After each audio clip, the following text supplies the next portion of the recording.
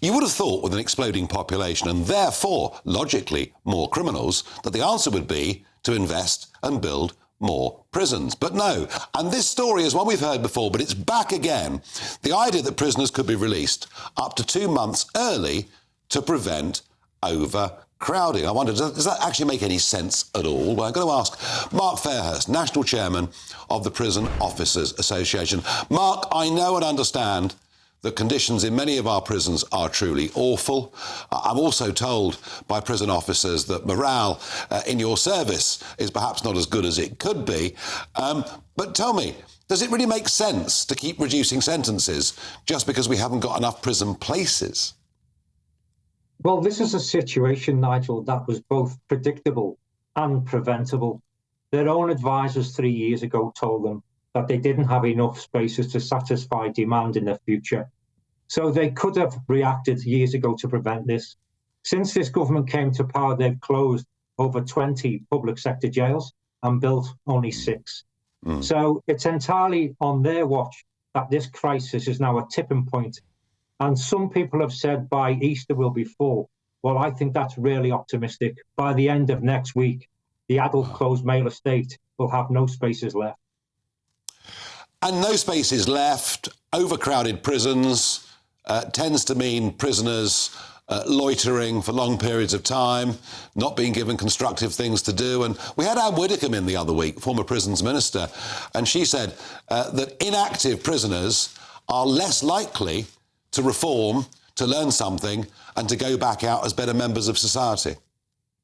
Well, that's correct. And a prime example is Wandsworth Prison, which is built to hold just over 970 prisoners, which is currently housing over 1,600.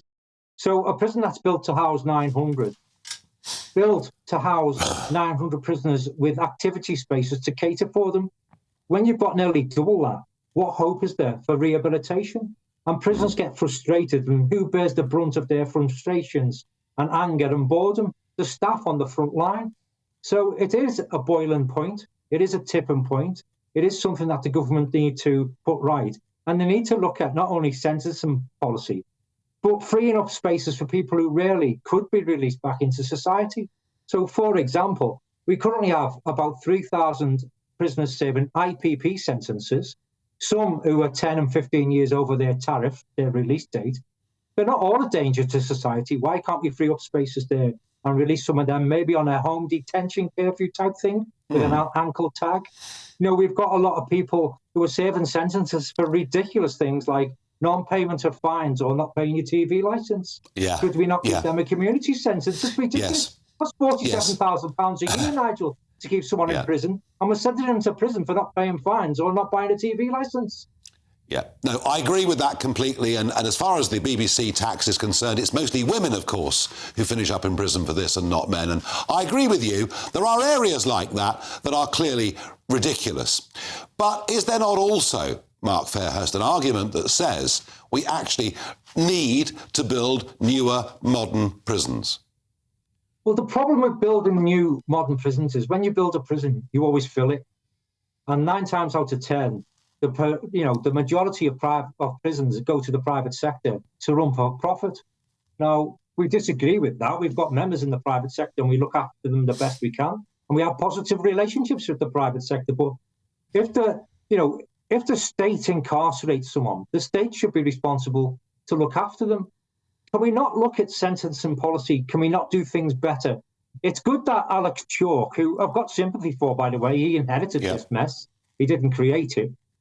It's good that he said there's a presumption on sentences of 12 months or less, where he's encouraging judges not to put people into prison who are sentenced to 12 months. But the public have got to be confident that they are serving robust community sentences with the correct supervision. And as you know, Nigel, it's not just the prison service which is under pressure. It's the probation service which are overworked and understaffed as well. And we're relying on them now to not only supervise these new releases in our communities, but relying on them to process the release and do the risk assessments. So I'm hoping it's not a rush job and the public is not put at risk.